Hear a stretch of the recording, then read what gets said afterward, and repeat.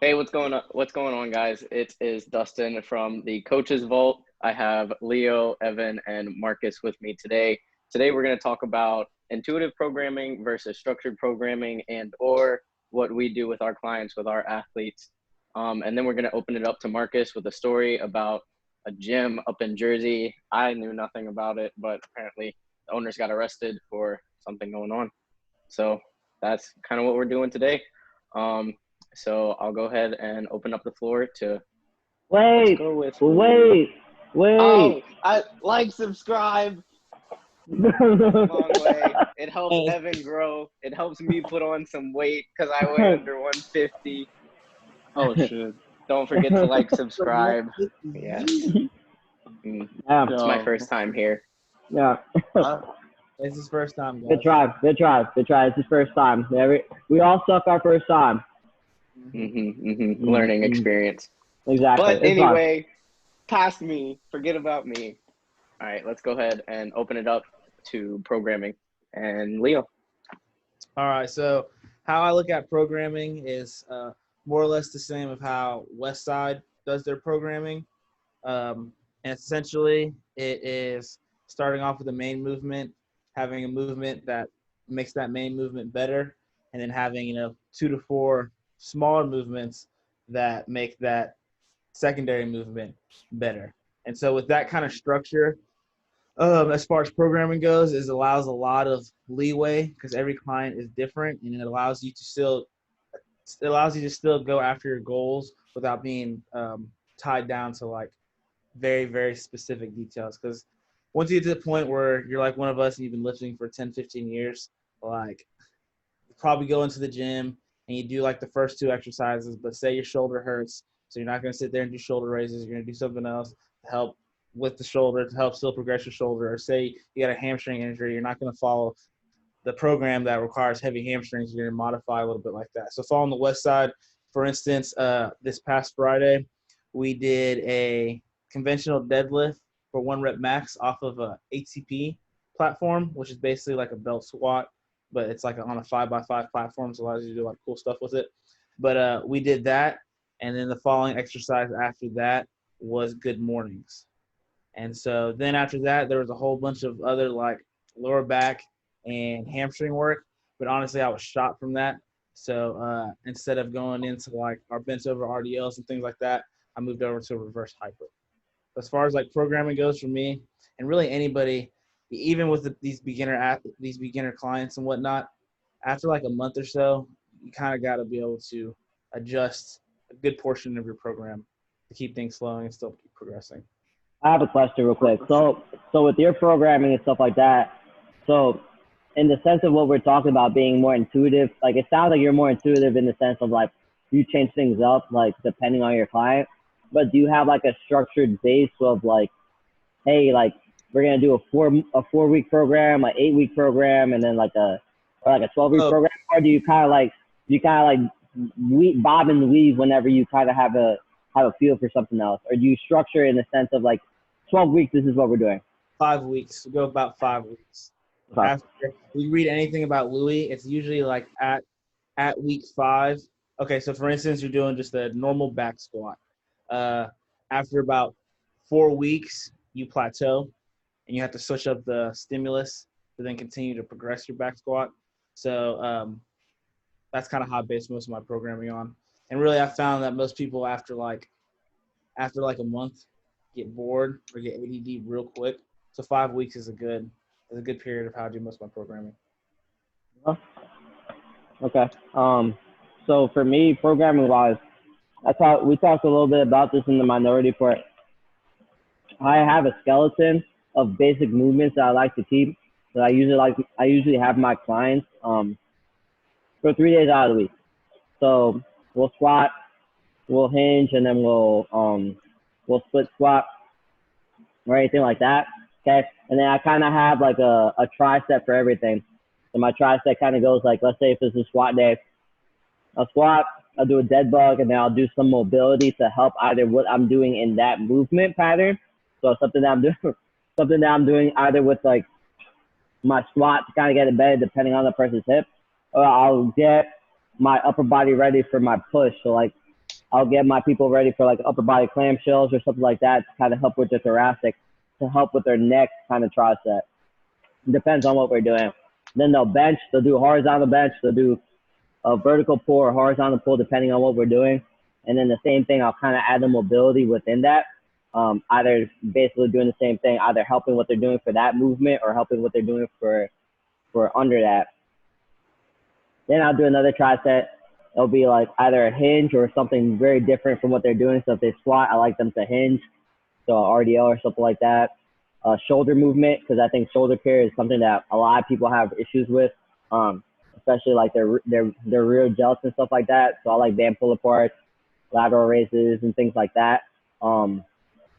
I've always, every day is a shoulder movement because like we're always on our phone, we're always over here, and half of us are sitting like that right now.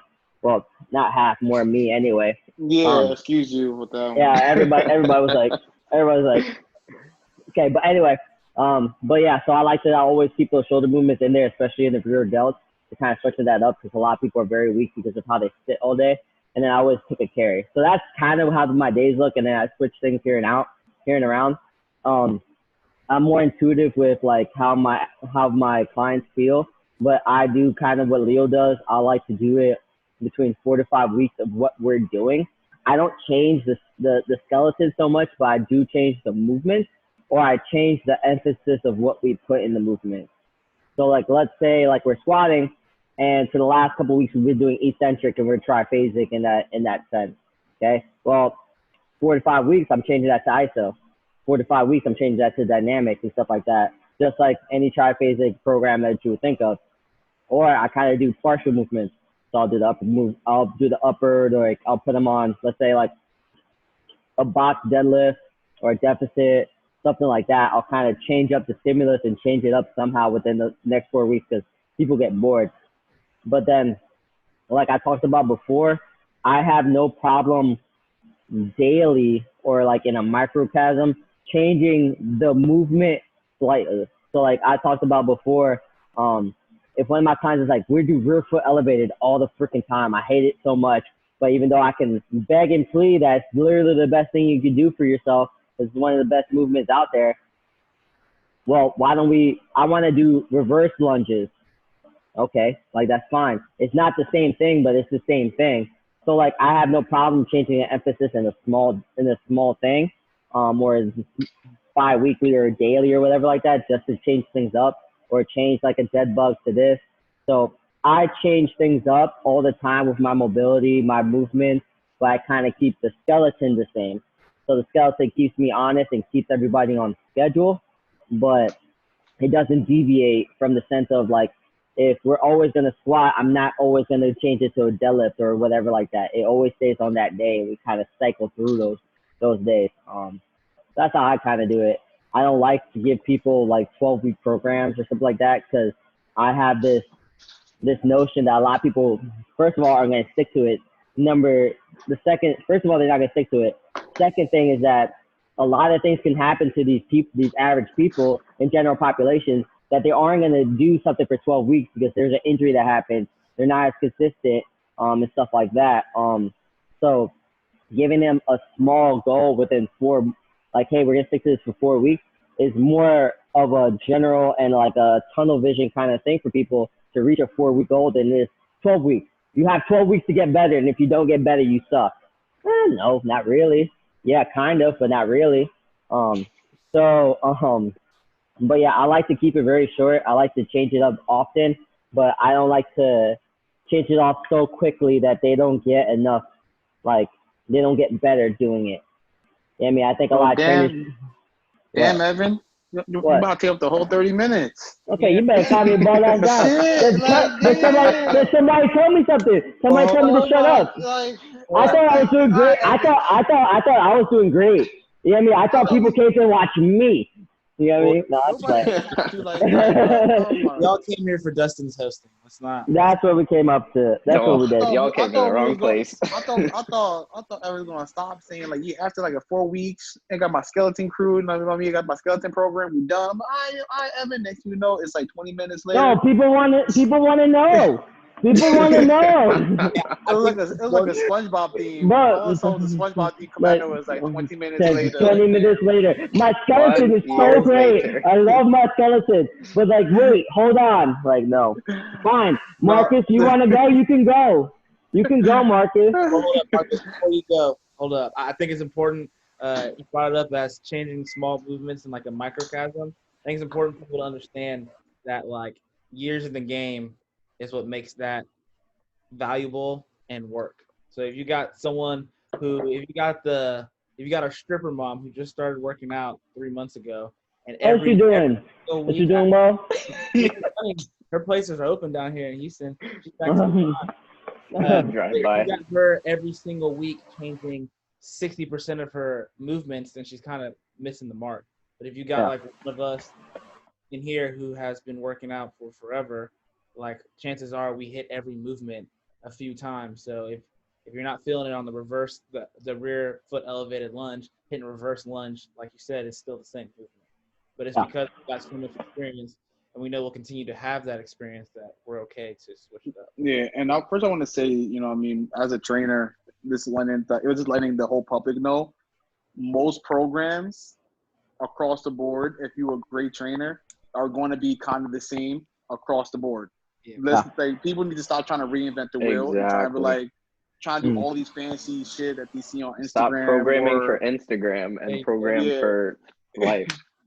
It's like it's the most basic stuff, that we do, that people look at us like, oh, is that cookie cutter? Like, no, it's not a cookie cutter. It's legit. Your movements that you do on an everyday basis is that you just don't realize you're doing it at this capacity. So one thing that Evan said, the skeleton program is actually a thing all trainers, especially all great trainers, use, because we know exactly what we're trying to hit.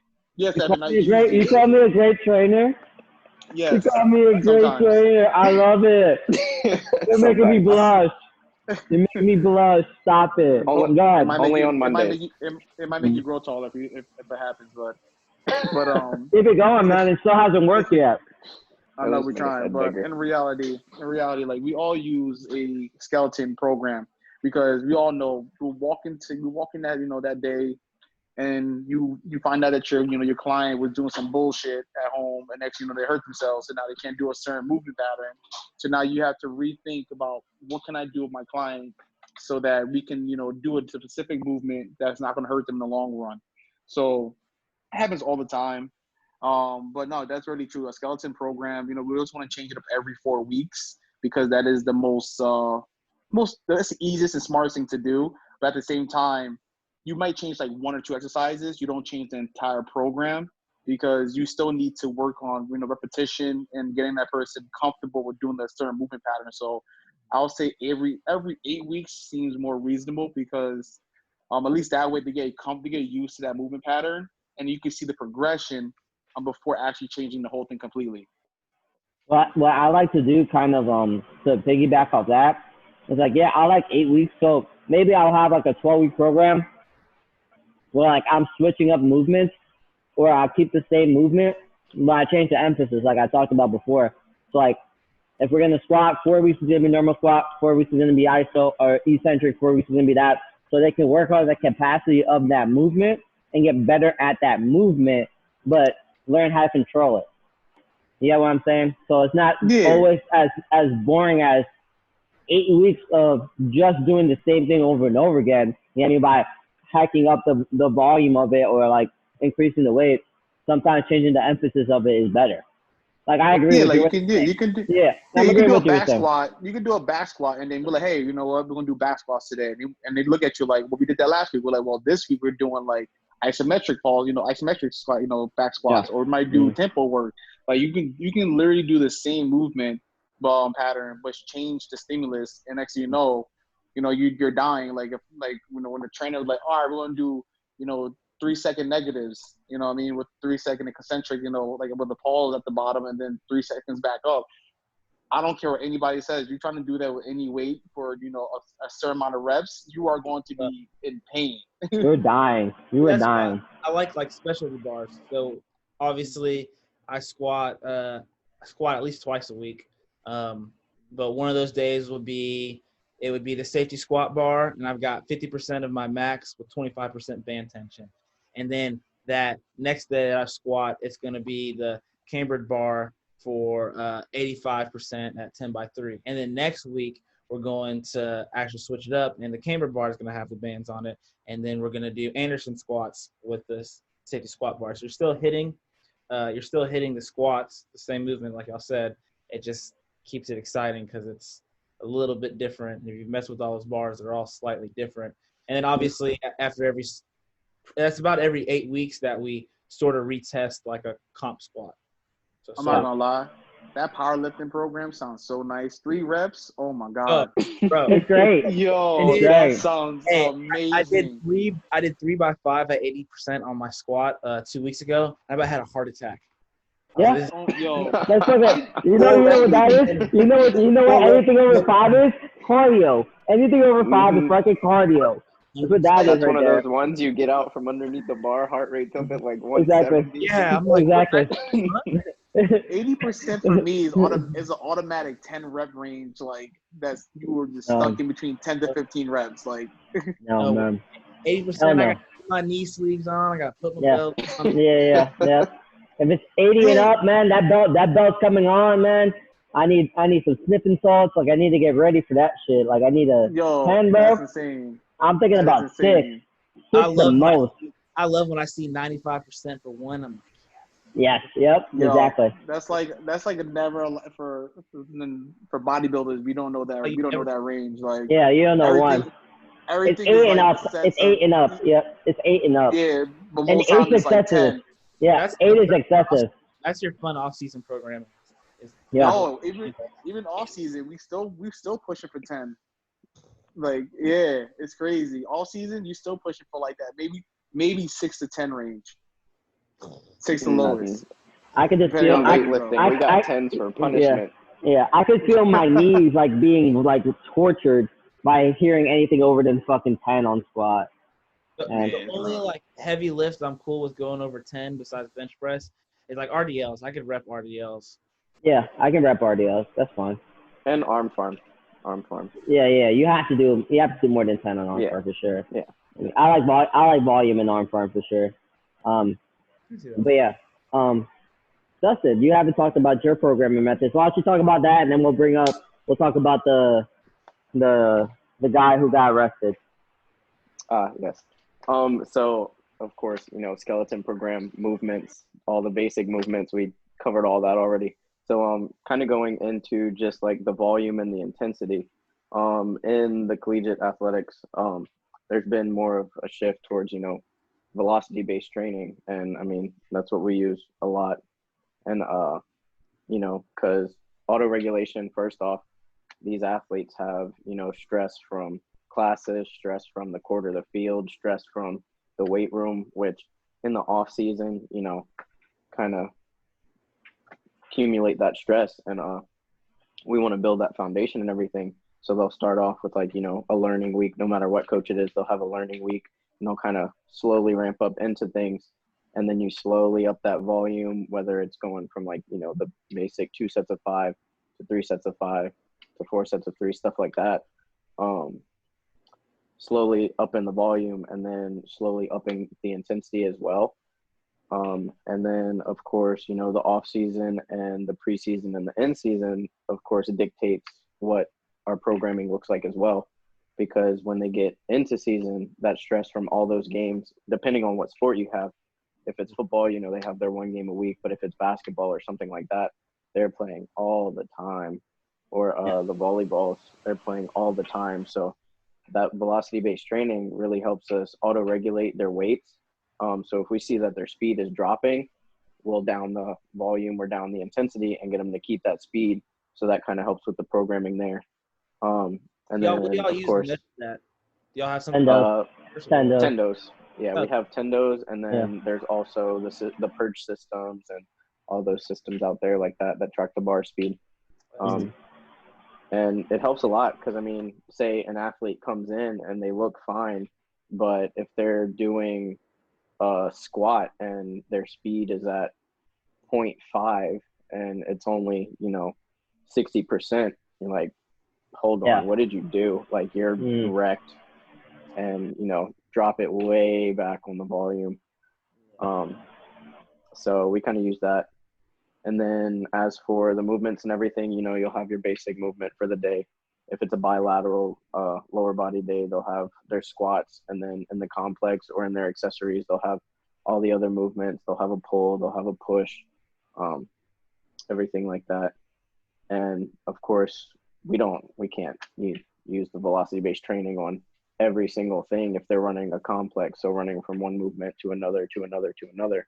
So we'll just put the tendos on for their main movement for the day, and then get those speeds, and then move on from there. And it kind of helps week to week also, because you slowly up their percentages, and they're moving those higher percentages at the same speed. So ideally, at the end of however many weeks in the off season, say they're moving 120% of their max from the very first day that they got in, at the same speed that they moved, you know, 70% of said max. So yeah, no, I love all the regulation. Like I think, especially like with all the tendons and stuff like that, it gives you like an objective measure to it. Like I'm big on RP. I'm big on RP and stuff like that, especially for like clients that necessarily don't write down percentages and stuff like that. Because in here we have group classes, so it's not like I'm gonna write down everybody's number and know everybody's percentage and stuff like that. So if they don't keep track of it, they don't keep track of it. So exactly. I like to keep everybody in the notion of like Coach Golden used to say all the time. If one's the easiest thing you ever done in the world and 10's the most difficult thing you ever done in the world, I want it between this. So it'll kind of keep people honest, but at the same time, as coaches, if we don't have that objective measure of a tendo, or like the thing that the LSU football has with like the whole camera system, I forget exactly what that's called. That's a PERD system, correct? Yeah, it's a PERD system. It gives us, we have to eye that 7 to 8%. We have to know our clients well enough to actually understand, like, all right, that's moving like a 7, that's moving like an 8, that's moving like a 9. Like, see the stress that goes under them. I think it's very important to auto-regulate things, because, like you say, these, like, our clients aren't athletes, and athletes aren't just student athletes aren't just student athletes. You get me? I mean, just aren't athletes. They're students also. So a bunch of stresses come into play. So you have to make sure that you're not adding on to the stresses, and then that can cause them to an injury. You know what I mean? So you have to know these clients and know what they're able to do and keep them in that auto-regulated state. I think it's important. I think it's very important. On the flip side too, when you have those numbers, like, you know, the clients and the athletes that really get into it, that really want to know like their numbers, their percentages, all that, they want to track it themselves. It gives them something else to look at. Like, I mean, we have athletes every single day. They'll do a clean or something, and they're like, wow, that moved really slow. And then, you know, next set, they pick it up just because they know. Yeah. And then that speed goes right back up. Yeah, it's instant feedback. Yeah, I mean, it's instant feedback. I think that's great. I love, like, if I had tendos right now, I would fucking use them all the time. Like, you're being a bitch, you stop moving. Exactly. If you're moving the bar at 0.6, like, yeah, come on. Yeah, hey, come on, man. Come on, bro. It's a lady. It's an 80-year-old lady. Like, come on, bro. Like, seriously. Me and Leo the bar weighs more than her. Exactly. Like, me and Leo don't have those. We just look at each other like, how's the bar moving? Yeah. Pretty decent today. Yeah, exactly. Pretty decent. Yeah. That's all that matters. Exactly. It's still moving. It's still moving. For real. It's like, did you get it up today? Yes, I did. Yeah, exactly. But did you die, though? That's all that matters at the end of the day. Yep. Exactly. That you didn't die. Now, hold up. Before we go to the storytelling, how do y'all feel about 7 days a week of just arms? Oh, CT Fletcher? I don't know. That's up to. I don't see why. I mean, Riley Martin. but like, is it just arms, or is it like you still have other shit? Just arms and other shit. No, you have other shit. Like, you're still squatting and stuff like that. Oh, so it's like doing arm farm every day? I don't see a problem with that. I see zero problem with having arm farm every day. That's stupid. What I do you mean, mean that's Coach Phelps stupid? has the 45 days of arms going on right now. Exactly. And that's 45 days also of arm true. form. That's 100. And That's that's 100 arms. I love that one. I did that one. I that's did that one. also But personally I think that's also stupid because that means that you're going to hinder your back performance with the weights as well as your chest as well as your shoulders because now your triceps are already fatigued, so now you can't press as much weight as you normally would it's on a chest after. day or It's Well, you after. undulate it. but You It's undulate it exactly. after. Exactly. even It's if it's always first of after all. First of all, it's it's after. going to affect you. It's going to affect you the next day. Second of You all, It's if affect you the undulate the next weight. day. So one day you the have 10 stronger by the 10 like stronger your heavy triceps in are, the the rep. better your pushes. The Yeah, but stronger your your Next day triceps triceps, are, you the go better your your pushes. triceps five are. sets of If you 20 with over, a really if really you light band, so you're just Blah moving blah just to blah get blah blah. blood You flow. got bands on. You got stuff. 100 arms is fucking fun. First of all, like 200 arms for like everybody else is Everything fucking starts fun. popping. if you doing bands every single day for 100 reps, yeah, you might Okay. get a burn. Okay. You All might right. get a Well. burn, but your arms are not gonna grow Okay. for All sure. right. Like, No, no, no, no, no, no, All right. no. So like, Listen. First of all, Marcus, I don't think you should be talking to us about volume at all. why? I do 5 sets of 10 at like 315 every fucking other day. Like, get out of here with your high volume ass and talking to us that we can't have arm firm every day. Let us have it. Yeah, but I do heavy weight with my at the same time with my volume work. So Exactly. So like you're doing arms, you're probably doing like 20% of what your press is. I mean, you're doing the bands, you're auto regulating it. It's not like we're gonna do like close grip bench at like 225 for 100 reps. yeah, That's not but what he's we're talking about saying. doing. He's saying doing arms every day. He's not saying using bands. I'm So saying And even if you use bands, you're gonna fatigue your muscle. Like so, the next day you're gonna feel super sore in your triceps. I would like to see you feel super sore in your triceps and try to hit a heavy chest press. see, I It's not see gonna happen. does like heavy arms, see, or he did every day, like heavy. okay. I'm talking like he like has a full arm workout. See, no, that's not what we're saying. So me and Dustin, me and Dustin are saying like me and Dustin are saying like a pump set, like a pump of like 100 arms. That's literally it. Pump. We're not saying like a whole 30 minutes of arm farm. Yeah, That's what we're like, saying. doing bands for like banded tricep press downs and curls was like really good for your joints and ligaments, but that one Exactly. I'm talking about like what Marcus is talking about. I'm talking about arms. Oh, okay. Then no, Yeah, don't do that shit. yeah, Don't do that shit like at all. Don't do that. No. Don't have an arm workout for like 30 minutes every fucking day. You're dumb. Don't do that. I don't think I mean, that one's good for your joints. no, like, not at all. with the record. Or you won't be able to jerk off. Like, what's the point? Like, what's the point of life if you can't do that? Well, technically you could be because you're already T-Rex arms, so you're already there. Yeah, so But like, you can't. Then what happens if you cramp? Yeah, you tear a bicep.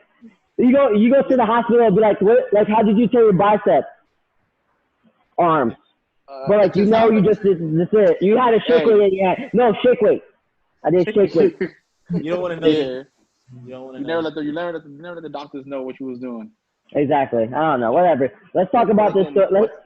Let's talk about the story right. before we go too far into this. So the whole story is based upon a gym owner at the gym Attila's in Jersey. It's more down south, so it's like nearby the beaches. They opened up. They were the first gym to open back up once we was all in quarantine. They were shut down, because Murphy shut them back down. So the cops came, shut them down the first time. They opened up again, same thing. So somebody probably ratted them out again. They got shut down again. So now everybody's like, you're gonna get shut down. Just try to stop. But for some odd reason, they kept on going, to the point where the speculation is that they opened back up first, like for another time, and then they got closed down, but they got fined. I believe it was $1,000 per person. And I may be wrong, but it was a big fine that they got. Ended up opening again, got another fine, but this time the health department came and shut down everything. Like they 100% is like, look, you open back up, like it's over for this gym. Which happened, which is the whole story that's going around now, is that because they opened up again and got shut down, now they got arrested for breaking, the law, which is the mandate of that, all the gyms have to be closed,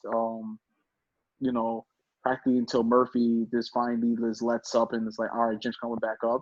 But Attila's, to a lot of trainers, a lot of like people, gym goers belief was that they were the ones that is stopping a lot of the gyms from opening back up as well.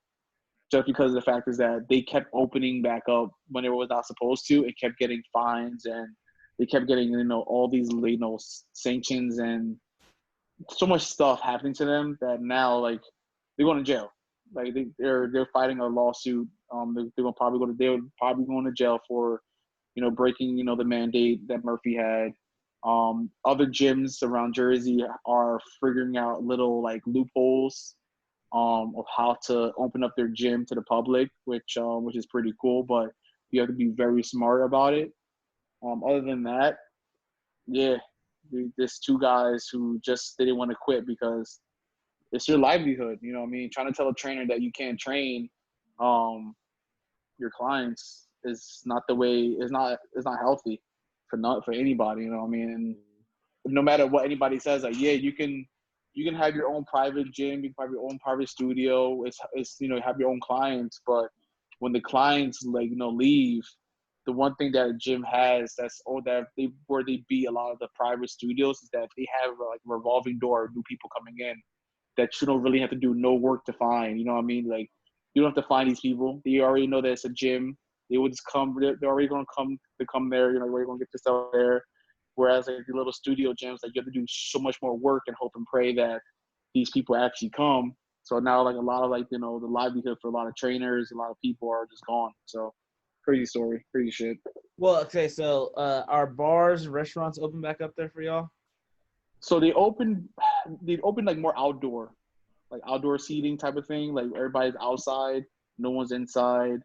So that's open. So all the bars are closed from inside, but they have outdoor seating. So people are literally just drinking outdoors. In New York City, you can literally like we can go bar hopping, but go bar hopping on the street. You know what I mean? Like, you just grab your drink. Yeah, like, you'll just grab your drink and then you can just walk to the next bar, you know what I mean, while drinking on the middle of the street, because they can't stop you because, you know what I mean, like, oh, there's so many outdoor seating. You were like, oh yeah, I'm right there. You know what I mean? So that's the biggest problem I see. And like, I was looking at Ryan Fisher, who's a big trainer out in Cali, and his gym is still closed. Chalk, CrossFit Chalk, or I think it's just called Chalk. But all the bars and restaurants are open over there. So to me, like, doesn't. And he was saying, like, so everything that's unhealthy for your body is open. Yeah. Mm-hmm. Like, okay, you just have to put on a mask, but then you can go down 12 shots with your boys and get some greasy mozzarella sticks and stuff. But no, you can't work out. You can't work out. And as far as anything health related, any virus protection, anything immune system, like, the research clearly shows, like, resistance training, working out, any type of fitness is going to be like your first level of defense, and probably your most important level of defense. So that's what I don't understand, is that the fact that I think this should open people's eyes to their health. I mean, this whole thing should open people's eyes to their health. So everybody should have been working out, or should have been trying to figure something out, or I'm going to go back into the gym. And like, more people should be fighting the fact that, like, we need these places open to keep people healthy. I mean, people don't understand how much. Go ahead. No, so when you think about it, like, there was a big, like, surge of, like, you know, of people getting fit, probably like last year, around like last year, year before. A lot of people start getting into shape. You start seeing a lot more people actually doing more work to get back into shape. And a lot of these, you know, pharmaceutical, like, and not to be like conspiracy, but a lot of, like, pharmaceutical companies are losing a lot of money because people are now getting healthier. They don't need a lot of these medications that, you know, that they, you know, like, for blood pressure, for, you know, all these different things. So now all these corporations are losing money. So what do? You open back up, you know, all the things that are shitty for your body, alcohol, you know, all the fast food, greasy foods, and then you stop people from working out. Would you start to, you know, accumulate over the, you know, a lot of people are becoming obese, and what happens when people are becoming obese? They either try to get surgery to get it, like, you know, all taken away, the pharmaceutical company can start selling more fat, based products to get rid of all these fat and like unhealthy like stuff out your system. All the the pharmaceutical companies can now like give you like the beta blockers and high cholesterol pills, blood pressure medications. So like it's crazy, and it really sucks because but you really think about it. 100%. This is like a straight money move, keeping those places open and not. Mm-hmm. It is. They want to keep us fat, but I am fat, so basically, like, I'm part of the problem. Well, you in Texas, so that's I mean, but yeah, a big old Texan now. That's what it I'm is. big old Texas. But anyway, I think it's just really interesting the fact that like health is the number one priority, and people now have to understand that. But the fact that people aren't fighting enough to have these places open, or just making sure that everybody stays safe, or the fact that people don't realize how often like we clean gyms. Like gyms are really one of the cleanest places because like I mean at places like LSU, man, like we literally cleaned every fucking day in between every single session that we had. You know what I mean, it's just the fact that we need to do more to like keep everybody in. And even now, like that room gets fogged so many times a day. Like I you bet could eat off the floor probably. Yeah, exactly. Yeah, I mean, so like I think this just brings into light that even though gyms probably, let's just be honest, like some gyms were fucking disgusting, but we still fucking made sure that everything was clean. And now that we have to do that from now on, like it needs to be a priority for everybody. But I think, go ahead. With gyms, like when that rule came out, like everything has to be disinfected. Most successful gyms were just kind of staring at each other like, we already do that. We already do that. We already do that shit. You know what I mean? So. I don't know. A lot of time they bought more shit just for the public. Like, look, we're doing more. Yeah, like exactly. We already did. Exactly. It's like we weren't doing this before. You know what I mean? Spray, clean. You know what I mean? Watch all that stuff like shit. Hold up, what the kind of storage spray room went from 5 bottles of bleach to 200. You said what? What kind of spray bottle you got that sprays like? I had this, and then I went this way. I wasn't doing this. Did I? I don't know. Yeah. I used a water gun to spray my fucking windows. I don't know. I should do that. That'd be fucking dope. And do like a gangster type shit. It's so we can stand 6 feet away from it still too. Exactly. But yeah, I think that's all our time. So Dustin, do the out. All right. Thank you so much, guys, for listening. If you're still here, and listening to our kind of back and forth there at the end. Don't forget to like and subscribe. It goes a long way. We appreciate you. We love you. Thank you. And don't get weird now. We're out. Don't get weird. No, you're weird. Okay, bye.